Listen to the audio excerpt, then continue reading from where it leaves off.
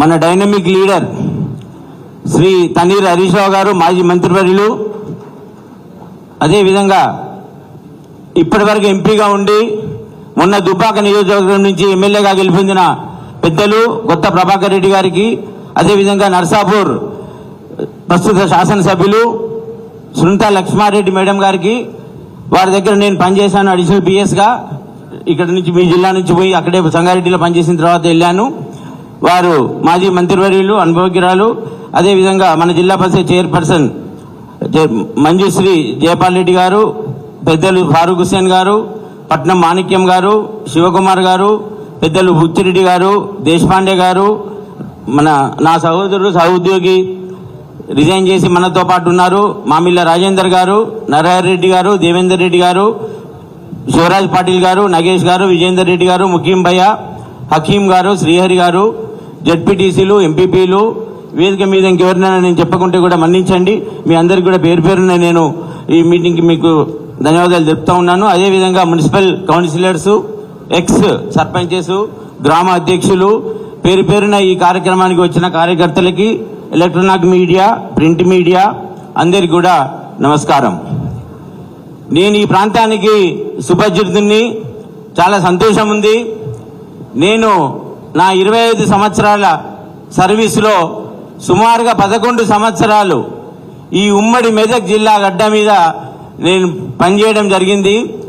నాకు 2002 సంవత్సరంలో పీడీగా నేను ఇక్కడ బాధ్యతలు తీసుకున్నప్పుడు మన విద్యానగర్లో అప్పుడు విజేందర్ రెడ్డి అన్న కౌన్సిలర్, అక్కడ స్థానిక కౌన్సిలర్ విజేందర్ రెడ్డి అన్న, అప్పుడు నేను విద్యానగర్లో కిరాయికి ఇంట్లో ఉన్నాను. సర్పంచ్ ఉన్నారు అప్పుడు పోతిరెడ్డిపల్లికి. అక్కడే నా బిడ్డ కూడా జన్మించింది. నా కొడుకు విద్యాభ్యాసం కూడా ఇక్కడే సెయింట్ ఆంథోనీ స్కూల్లో జరిగింది. నాకు అలవాటు, ఎక్కడ ఉన్నా కూడా, ఎక్కడ పనిచేసినా కూడా నా కొడుకుతో పాటు అక్కడే ఉండాలి, హెడ్ క్వార్టర్లో ఉండాలి, ప్రజలకు అందుబాటులో ఉండాలి, ఉద్యోగ ధర్మం కరెక్ట్గా నిర్వహించాలనే ఆలోచనతో ఇక్కడ నాకు కూతవేట్లో హైదరాబాద్లో మా ఉమ్మడి కుటుంబం ఉన్నా కూడా జిల్లాలోనే ఉంటే నా సమర్థతగా పనిచేయగలుగుతాను, నా బాధ్యత కరెక్ట్గా చేస్తాననే ఆలోచనతో అర్ధగంట ప్రయాణం కూడా కాదని చెప్పి, మంచి స్కూల్స్ కాదని చెప్పి నా కొడుకుని ఇలా సెయింట్ ఆంథోనీ స్కూల్లో చదివించాను. అది కూడా మంచి స్కూలే, అందరూ ఇక్కడ మన వాళ్ళకు కూడా మనందరం కూడా మంచి పేరున్న స్కూలు. అయితే ఇక్కడ ముఖ్య విషయం చెప్పాల్సింది ఏంటంటే, నేను ఉండేది తెల్లాపూర్ నివాసం. గత 6 సంవత్సరాల నుంచి అక్కడే ఉంటున్నాం. నా ఓటు తెల్లాపూర్లోనే అసెంబ్లీకి వేశాను. మొన్న నర్సాపూర్లో కూడా నేను ఎమ్మెల్సీ ఓటు కూడా నర్సాపూర్ కాన్స్టిట్యున్సీకే ఆప్ట్ చేసుకోవడం జరిగింది. అయితే అభ్యర్థిగా నన్ను పార్లమెంట్ అభ్యర్థిగా ఎంపిక చేసినందుకు పార్టీకి, అదేవిధంగా గౌరవ మాజీ ముఖ్యమంత్రి గారు కేసీఆర్ గారికి, అదేవిధంగా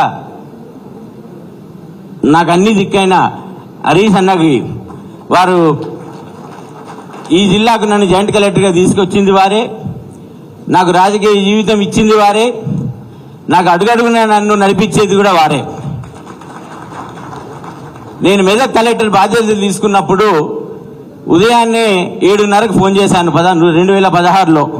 సార్, నేను మెదక్ కలెక్టర్గా బాధ్యతలు తీసుకుంటున్నా, నన్ను ఈ సంగారెడ్డి జిల్లాకు మీరు ఉమ్మడి జిల్లాకు జాయింట్ కలెక్టర్గా తెచ్చారు, దానివల్ల నేను ముఖ్యమంత్రి గారి వల్ల నేను పికప్ అయ్యాను, కానీ మనం తీసుకొచ్చింది మీరు, నేను ఆ దినాన్ని మర్చిపోను సార్ అని చెప్పి నేను కలెక్టర్ బాధ్యత తీసుకోబోయే ముందు ఉదయం రోజు స్నానం చేసి దేవునికి దండం పెట్టుకున్నాక హరీష్ రావు సార్కి ఫోన్ చేశాను.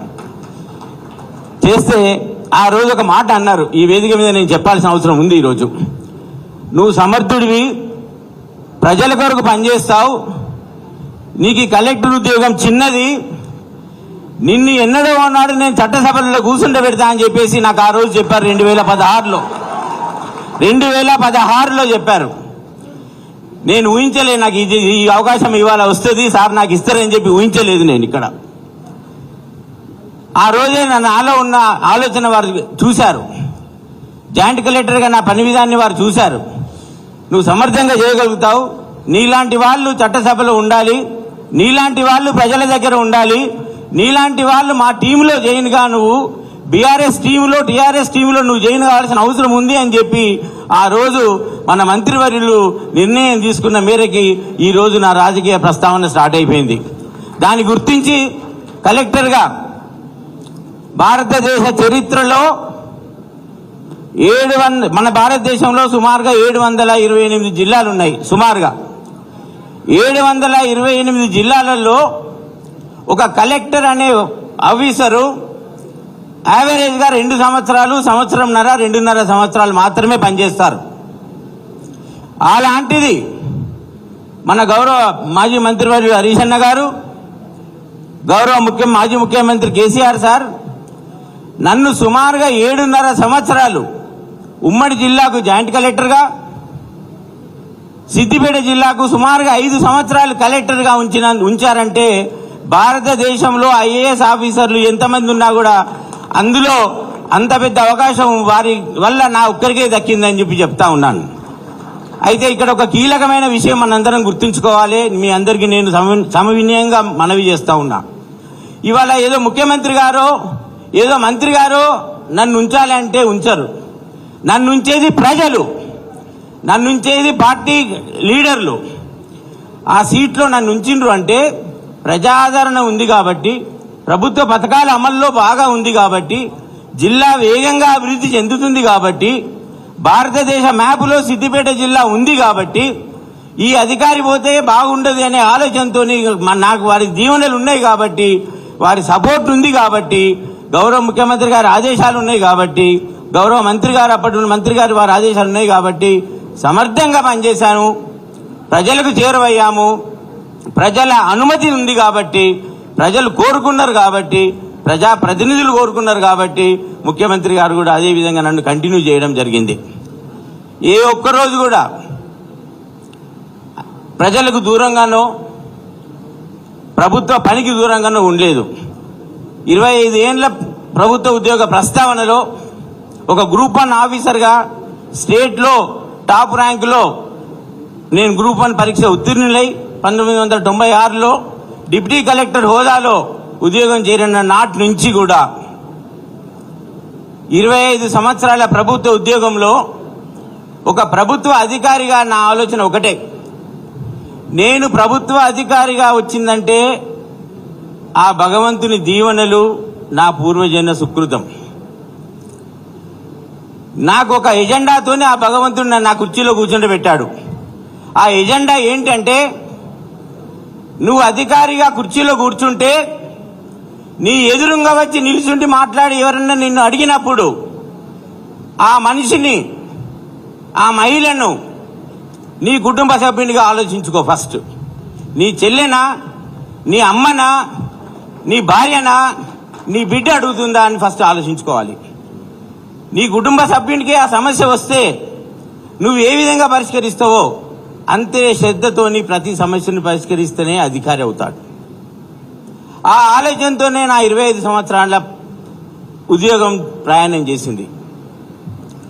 ఆ ఆలోచనే నన్ను మీ ముందు ఇవాళ ఉంచింది అని గర్వంగా నేను చెప్పుకుంటా ఉన్నాను. మీ అందరి అభ్యర్థన చేసుకుంటా ఉన్నాను. ఎప్పుడు కూడా ఉద్యోగం చేస్తున్నప్పుడు అది మనకు హక్కులాగా భావించకూడకుండా ఒక బాధ్యతగా భావించి ఆ ఉద్యోగ నిర్వహణ ప్రజలకు మేలయ్యేటట్టుగా అనుక్షణం ఆలోచించి చేసినప్పుడే కానీ మనకు ఆ సంతృప్తి వస్తుంది. సో ఆ ఉద్యోగం ఆ విధంగా చేసినందుకే ఎంతో మంది ఉద్యోగులలో నాకు అరుదైన అవకాశం ఎమ్మెల్సీ, నాకు అరుదైన అవకాశం ఇవాళ మీ అందరిచే ఎంపీగా ఎన్నుకోబడడం. నాకు గట్టి నమ్మకం ఉంది, మనం ఎంపీగా గెలుస్తున్నాం. 100% గెలుస్తా ఉన్నాం. ఎందుకు గెలుస్తా ఉన్నామంటే మన ఉమ్మడి జిల్లాలో మన కార్యకర్తలు, మన క్యాడర్ స్థిరంగా గట్టిగా ఉంది. ఇక్కడ మన శాసనసభ్యులందరూ కూడా మన కొరకు అందరూ కూడా కలిసి పనిచేస్తూ ఉన్నారు. మనందరం ఒకరికొకరికి ఉన్నాం. నేను కూడా మీ అందరికి కూడా ఎప్పటికీ అందుబాటులో ఉండే వ్యక్తి. నా స్వభావమే ప్రజలను ఆదుకునే స్వభావం, ప్రజలతో మాట్లాడే స్వభావం, ప్రజల సమస్యలు తెలుసుకొని త్వరితగతిన వాటిని అర్థం చేసుకొని ఏ విధంగా దాన్ని పరిష్కరించాలనే మార్గం అన్వేషించడంలో నాకున్న అనుభవమే ఇవాళ నన్ను ముందుకు నడుపుతుందని చెప్పి నాకు గట్టి విశ్వాసం ఉంది. ఇక్కడ మనకు కావాల్సింది ఏంటంటే ప్రజల ఆలోచనలో ఎప్పటికీ మనం నిరంతరం ఉన్నప్పుడు ఖచ్చితంగా మనం ఎంచుకున్న బాట సక్సెస్ అవుతుంది. సో ఇక్కడ క్యాడర్కి పార్టీ నాయకులు మీరందరూ ముఖ్యులు. సంగారెడ్డి నియోజకవర్గంలో మొన్న ఏ విధంగానైతే మీరు హరీష్ అన్న గారి ఆధ్వర్యంలో వారి డైరెక్షన్స్లో మన శాసనసభ్యులు ప్రభాకర్ అన్నని ఎన్నుకున్నారో ఆ రోజు మనం ప్రభుత్వంలో ఉండి కొట్లాడినాం, ప్రభుత్వం వస్తుందని కొట్లాడాం. ఈరోజు ప్రభుత్వం లేదు, మనకి కొన్ని కారణాల వల్ల, చిన్న కారణాల వల్ల మన ప్రభుత్వం ఇవాళ మనం లేనంత మాత్రాన మనం లేమని కాదు. కరెక్ట్గా 12 నెలల్లో మనం ప్రజలకు మళ్ళీ పూర్తి స్థాయిలో గుర్తొస్తాం. ఇప్పటికే ప్రజలు గమనిస్తూ ఉన్నారు, మనకు ఇప్పటికే వ్యత్యాసం ఉంది ప్రభుత్వంలో. ఎందుకంటే బీఆర్ఎస్ ప్రభుత్వం, గౌరవ కేసీఆర్ గారు, మన మంత్రి గారు మనం చేసిన పథకాలన్నీ కూడా భారతదేశంలో ఏ రాష్ట్రంలో కూడా జరగలేదు.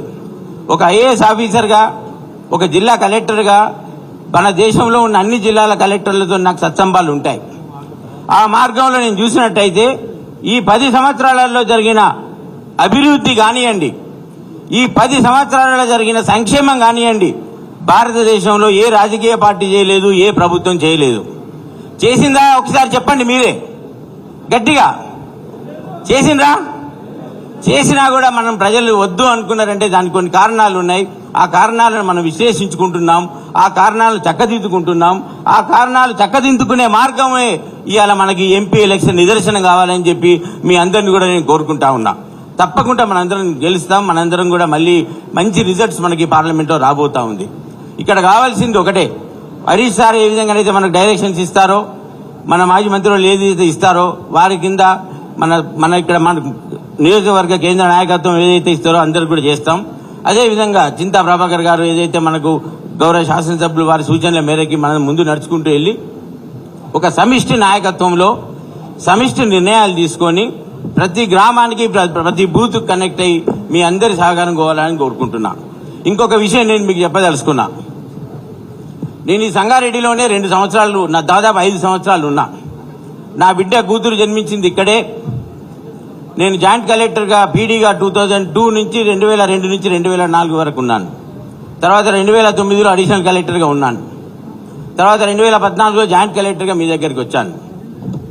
ఎప్పటికి కూడా ప్రజావాణిలో ఉదయం వెళ్తే 10ంటికి నేను ప్రజావాణిలో కూర్చుంటే రాత్రి 11, 12 వరకు కూడా ప్రజావాణిలో ఉండి మధ్యాహ్నం ఒక 5 నిమిషాలు లంచ్ చేసి ప్రజలకు అందుబాటులో ఉండే వ్యక్తి నేను. కొంచెం చాలా మంది నాకు ఇక్కడ సుపరిచితులు, వాళ్ళందరూ గుర్తున్న వాళ్ళే ఉన్నారు ఇక్కడ. సో ఈ పరంపర కొనసాగాలంటే ఏ ప్రభుత్వం ఏదైతే మనం ప్రజలు ఎన్నుకున్నారో ఆ ప్రభుత్వం ఇప్పుడే 100 రోజులలోనే హామీలు ఇవ్వకుండా పరిపాలనా విధానంలో కొంత సరిగా లేకున్నట్టుగా మనకి ఇప్పుడు తెలుస్తా ఉంది. రానున్న కాలంలో మన క్యాడర్ అప్రమత్తమై ప్రభుత్వాన్ని గొంతెచ్చి కొట్లాడే నాయకులు కావాలి. కాబట్టి మన ఎంపీ స్థానాన్ని మనం ఖచ్చితంగా గెలుచుకోవాల్సిన అవసరం ఉంది ఇక్కడ. ఆ విధంగా గెలుచుకున్న నాడే మన క్యాడరు మనం ప్రజల పక్షాన పోరాడగలుగుతాం. సో ఎంపీగా మనకు ఉన్నప్పుడు రాష్ట్ర ప్రభుత్వం నుంచి మన ఎమ్మెల్యేల నుంచి కూడా అనుసంధానం చేసుకొని ప్రోగ్రామ్స్ చేసుకోవడము, ప్రజల పక్షాన నిలిచి ప్రజలు ఏవైతే వాళ్ళు హామీలు ఇచ్చిండ్రో అవన్నీ కూడా ఖచ్చితంగా ఇంప్లిమెంట్ చేయాలని చెప్పి మనం కోరగలుగుతాం ఇక్కడ. ఈ విషయం ఒకటి. రెండవది, ఇవాళ నేను పనిచేసిన కార్యక్రమాలు జిల్లా కలెక్టర్గా మీ ముందు అదేవిధంగా అభివృద్ధి చూసినట్టయితే దేశంలో ఎక్కడ లేని విధంగా వచ్చిన డబ్బులు సద్వినియోగం చేసుకోవడము, ప్రభుత్వ పథకాలు త్వరితగతిన ఇంప్లిమెంట్ చేయడము, అడ్మినిస్ట్రేషన్ వ్యవస్థను చక్కగా పరిపాలన అందించే విధంగా చూడడం వల్ల అభివృద్ధి అనేది ఫాస్ట్గా జరుగుతుంది. ఆ అభివృద్ధి ఫాస్ట్గా జరిగే మాదిరిలో నా భాగస్వామ్యం ఎంపీగా ఇంకా ఎక్కువ ఉంటుందని చెప్పి, అధికారిగా కలెక్టర్గా ఏదైతే ఉందో అంతకన్నా ఎక్కువ ఉంటుందని చెప్పి నేను మీకు చెప్తా ఉన్నాను. నేను ఇంకొక విషయం కూడా నేను మీకు చెప్తాను. మీరు ప్రజలకు ఏం చేస్తారు? నా మీద కొన్ని అపవాదులు వేస్తా ఉన్నారు. అంటే వెంకట్రామరెడ్డి రాకుంటే గెలుస్తా అనేవాళ్ళు వెంకట్రామరెడ్డి వచ్చినాక కొద్దిగా భయపడతా ఉన్నారని చెప్పి సమాచారం మనకి ఇక్కడ. నా మీద అపవాదులు వేస్తా ఉన్నారు. సో అక్కడ ఒకటేందంటే అవన్నీ వద్దని చెప్తా ఉన్నాను. ఇంకొక విషయం నేను కార్యకర్తలకు చెప్తా ఉన్నా. పేదింటి కుటుంబాలకు నేను ఒక హామీ ఇస్తా ఉన్నా. అంటే నేను ఒక విషయం మీకు ఈ ప్లాట్ఫామ్లో చెప్పాలి. భగవంతుడు మా కుటుంబానికి కొద్దిగా గొప్ప బతుకు తెరువుకు భోజనం ఇచ్చిండు. అట్లా అని చెప్పి నేను చేయి చాసి ఎన్నడూ కూడా ఉద్యోగంలో ఏమాత్రం కూడా నేను ఆశించలేదు. ప్రజలందరికీ కూడా తెలుసు నా స్వభావం, నేను అట్లాంటి వ్యక్తిని కాదు. కాకపోతే నాకు ప్రతిసారి కూడా నాలో మానవత్వం ఉంది. ఒక ఉద్యోగే కాకుండా, ప్రభుత్వ ఉద్యోగి కాకుండా, ఒక ప్రజల మనిషిగా నన్ను ప్రజలు గౌరవం గుర్తించారు ప్రతి జిల్లాలో కూడా, ఇక్కడ పనిచేసినా కూడా. అయితే నేను ఒక విషయం మీ అందరికి కూడా ఈ వేదిక మీద, నా మొదటి మీటింగ్ మెదక్ పార్లమెంట్ నియోజకవర్గంలో, ఈ వేదిక మీద మీకు ఒక ప్రామిస్ చేస్తా ఉన్నా. ఈ ప్రామిస్ ఏదైతే నేను వాగ్దానం చేస్తా ఉన్నానో, ఈ వాగ్దానాన్ని ఖచ్చితంగా సూచన తప్పకుండా మీ అందరి పారదర్శకంగా మీ అందరి సమక్షంలో నేను ఇంప్లిమెంట్ చేస్తాను. దాన్ని నేను చెప్పిన వాగ్దానాన్ని తీర్చాను. నా ఆలోచన, నా పేరు మీద PVR trust, P Venkataramareddy PVR trust. ఈ పీవీఆర్ ట్రస్ట్ కింద పేద విద్యార్థులు, కార్యకర్తల, మన బీఆర్ఎస్ కార్యకర్తల, పేద కార్యకర్తల కుటుంబాల పిల్లలకు, అదేవిధంగా మన పార్టీ కాకున్నా కూడా, మన పార్టీ నాయకులు కాకున్నా కూడా ఏదైనా పేద విద్యార్థి, పేద కుటుంబాలు ఉంటే విద్య కొరకు రానున్న 5 సంవత్సరాలు నా ఎంపీ పదవి ముగిసే వరకు 100 కోట్లతోని పీవీఆర్ ట్రస్ట్ పెట్టబోతున్నాను. ఆ పీవీఆర్ ట్రస్ట్ పేద విద్యార్థుల చదువులు, ఫీజుల కొరకే ఉపయోగపడుతుంది. ప్రతి సంవత్సరం వెబ్సైట్లో ఆ ట్రస్ట్ ఖర్చు వివరాలన్నీ కూడా ఈ నియోజకవర్గంలో ఉన్న ప్రతి పౌరునికి అందే విధంగా చేస్తాను. ప్రతి పౌరుని కూడా అందే విధంగా చేస్తాను. ఆ 100 కోట్ల రూపాయలు ఓన్లీ విద్య కేటాయిస్తా ఉన్నాం. నా కల్లారా చూసా కలెక్టర్గా, చాలా మంది పిల్లలకు చదువు రాలే. నేను ఒక ఉదాహరణ చెప్తా, దయచేసి సమయంగా వినండి. నాకు కొద్దిగా టైం ఇవ్వండి, 2 నిమిషాలు. ప్రజావాణిలో కలెక్టర్గా నేను సిద్దిపేటలో ఉన్నాను. సౌమ్య అనే అమ్మాయి ఇంటర్మీడియట్ కంప్లీట్ అయిపోయింది, ఎంబీబీఎస్ రాసింది, ఎంసెట్లో ర్యాంక్ వచ్చింది. 2 లక్షల రూపాయలు 3 లక్షల రూపాయలు ఫీజు కట్టడానికి డబ్బులు లేవు. కరీంనగర్ మెడికల్ కాలేజ్ అడ్మిషన్ వచ్చింది. వారి తండ్రి రైస్ మిల్లులో గత 25 సంవత్సరాల నుంచి గుమాస్తాగా పనిచేస్తాడు.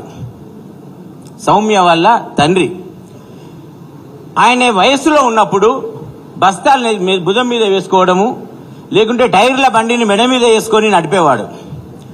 ఆ క్రమంలో నేను ప్రజావాళ్ళలో ఉన్నప్పుడు బిడ్డను తీసుకొని వచ్చాడు. సార్ నాకు 2 నిమిషాలు ఎక్కువ టైం ఇవ్వాలి మీరంటే, తప్పకుండా ఇస్తాను, అక్కడ కూర్చోమన్నా. కొద్దిగా రష్ తగ్గినాక ఆయనతో మాట్లాడితే, సార్ నా బిడ్డకు ఎంబీబీఎస్ సీట్ వచ్చింది, నేను ఉండేది 30 సంవత్సరాల నుంచి చిన్న రూము, 16 మంది లేబర్తో పాటు నేను ఒక లేబర్ రూమ్లో ఉంటున్నా, ఒక రైస్ మిల్లులో సిద్దిపేటలో. నాకు బిడ్డకు మెడిసిన్ వచ్చింది, ఆ 3 లక్షల రూపాయలు లేవు అన్నారు. నా ప్రాణం చెల్లించింది. ఆ 3 లక్షల రూపాయలు ఇవ్వడమే కాకుండా ఆమె 5 సంవత్సరాలు నేను అక్కడే ఉన్నాను. ఈ విషయం ఎవరికి తెలియదు, నేను మంత్రి గారి నోటీసులో కూడా పెట్టలేదు, ఎందుకంటే పెట్టొద్దు అనే ఆలోచనతో, ఎవరికి తెలియద్దు అనేది ఆలోచనతో నేను చెప్పను జనరల్గా ఇవ్వండి. ఆ పిల్లలకు చదివించడమే కాకుండా ఆ 5 సంవత్సరాలు ఆ పాపకు ఫీజులు కట్టి, ల్యాప్టాప్ కంప్యూటర్ కొనిచ్చి, అందరి పిల్లల్లాగా ఆ పిల్ల కూడా బాగుండాలి అనే ఆలోచనతో ఆ పిల్లకు మంచి దుస్తులు కొనిచ్చి, ఆ పిల్ల బ్యాంక్ అకౌంట్ లో ఎప్పుడైనా కూడా 1 లక్ష రూపాయలు కంటిన్యూస్ గా ఎంబీబీఎస్ స్టూడెంట్ గా ఉండేటట్టు చేశాం. అయితే నేను ఎందుకు చెప్తానంటే, ఈ 100 కోట్లు కూడా అదే విధంగా ఉపయోగపడతాయని నేను చెప్తా ఉన్నా. దాని కొరకే నేను చెప్తున్నా, కానీ చేసిన పని చెప్పడానికి కాదు. ఇంకొక విషయం చెప్తా ఉన్నాను మీకు. ఆ రోజు ఆ తండ్రి అన్నాడు నాతోని, సార్ నాకు 2వ బిడ్డ ఉంది, నాకు 2 బిడ్డలు అన్నాడు. నా బిడ్డ 10వ తరగతి చదువుతా ఉంది, 2 సంవత్సరాల తర్వాత ఆ బిడ్డ కూడా మెడిసిన్ కొడతారు సార్, మరి ఆ బిడ్డ కూడా సాయం చేస్తావని అడిగాడు. భగవంతుడు ఆయన వెంబడి ఉన్నాడు. కరెక్ట్ గా 2 సంవత్సరాల తర్వాత ఆ చెల్లెమ్మకు కూడా అక్క కాలేజీలోనే, ప్రతిమా మెడికల్ కాలేజీలోనే మళ్ళీ మెడికల్ సీట్ వచ్చింది. ఆ పాపకు కూడా నేను ఇప్పటి వరకు సాగు చెప్పలేదు. ఆ పాపకు కూడా నేను మళ్ళీ 4 సంవత్సరాల నుంచి చదివిపిస్తా ఉన్నా. ఇప్పుడు 4th ఇయర్లో కరీంనగర్లో చదువుతా ఉంది. నా ఇంట్లో ఆడపిల్లలు, మాది ఉమ్మడి కుటుంబం, 30 మందిని కలిసి ఉంటాం. ఒకటే కిచెన్, ఒకటే డైనింగ్. ఎందుకు చెప్తా ఉన్నా అంటే సందర్భం అర్థం చేసుకోవాలి నా మనస్తత్వాన్ని. మీరే ముఖ్యులు, మీ ద్వారానే నేను ఎన్నిక పడతా.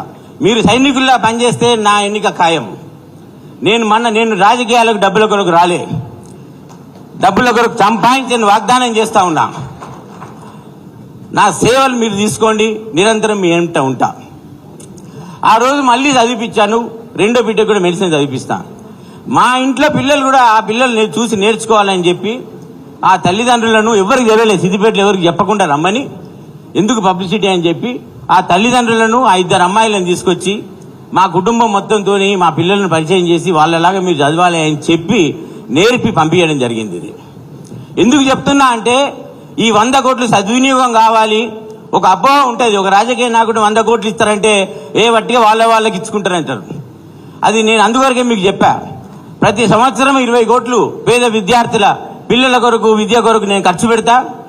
ఆ 20 కోట్ల ఖర్చు వివరాలు ఆ సంవత్సరం కాగానే వెబ్సైట్లో ఉంటాయి.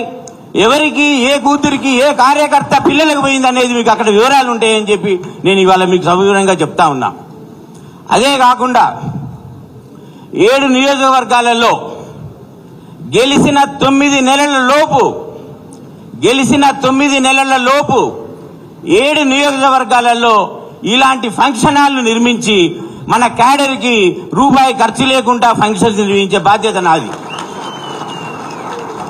7 నియోజకవర్గాలలో సుమారుగా 2 కోట్లు ఖర్చు పెట్టి ఒక్కొక్క ఫంక్షన్ హాల్కి ఇలాంటి ఫంక్షన్ హాల్ నిర్మించి అక్కడ మన కార్యకర్తలు, మన మండల అధ్యక్షులతోనే అది ఓపెనింగ్ చేసే విధంగా, మన పార్టీ అధ్యక్షులతో ఓపెనింగ్ చేసే విధంగా, మన పార్టీ కుటుంబంతో ఓపెన్ చేసే విధంగా చేసి ఆ వ్యవస్థ నడపడము, మెయింటైన్ చేయడము, మన పార్టీ సభ్యులందరికీ కూడా ఫ్రీగా ఫంక్షన్లు చేసుకునే విధంగా ఆ ఖర్చులు, కరెంటు ఖర్చులు, మెయింటెనెన్స్ ఖర్చులు కూడా నేనే పెట్టుకుంటాను అని ఇలా వాగ్దానం చేస్తా ఉన్నా. ఖచ్చితంగా 9 నెలలలో 7 ఫంక్షన్ హాల్స్ కట్టి నేను మన కార్యకర్తలతోనే ఓపెనింగ్ చేయిస్తానని చెప్పి మీకు వాగ్దానం చేస్తా ఉన్నా. ఇక్కడ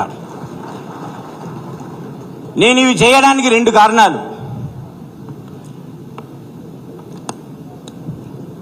ఎందుకంటే నేను రాజకీయంగా కొత్తవాణ్ణి, నాకు ప్రజల విశ్వాసం కావాలి, నాకు హృదయం ఉంది, భగవంతుడు పనిచేసే అవకాశం ఇచ్చాడు, కార్యకర్తలకు త్వరితగతిన పని అయ్యే తెలివి కూడా ఇచ్చాడు. నాకు కలెక్టర్, మాజీ కలెక్టర్ హోదా ఇచ్చాడు, విద్య ఇచ్చాడు, తెలివి ఇచ్చాడు, కొద్ది గొప్ప రుణం డబ్బు ఇచ్చాడు, దాంతోపాటు పెద్ద గుండె కూడా నాకు ఇచ్చాడు, మంచి మనసు కూడా ఇచ్చాడు నాకు. కానీ అది నా ఒక్క కుటుంబానికి సరిపోదు, ప్రజలకు ఏదో చేయాలనే మంచి కోరిక ఉన్న వ్యక్తి నేను. దయచేసి నా కోరిక మన్నించి ఒక్క అవకాశం నాకు ఇవ్వండి. బీఆర్ఎస్ పార్టీ తరఫున నేను మీ ఇంట్లో వ్యక్తినై ఉంటా, మీ ఇంటి వ్యక్తినై ఉంటా, మీ కుటుంబ సభ్యునై ఉంటా, తప్పకుండా శ్రమిస్తా, మీతో ఉండి మీ కష్టాలలో పాలు పంచుకుంటానని చెప్పి నేను ఈ సభా వేదిక మీద వాగ్దానం చేస్తా ఉన్నా. నా జీవితంలో అబద్ధం ఆడలేదు, నా జీవితం ఉన్నంత వరకు కూడా నేను అబద్ధం ఆడనని చెప్పి కూడా నేను మళ్ళీ మీకు ఒకసారి చెప్తా ఉన్నాను.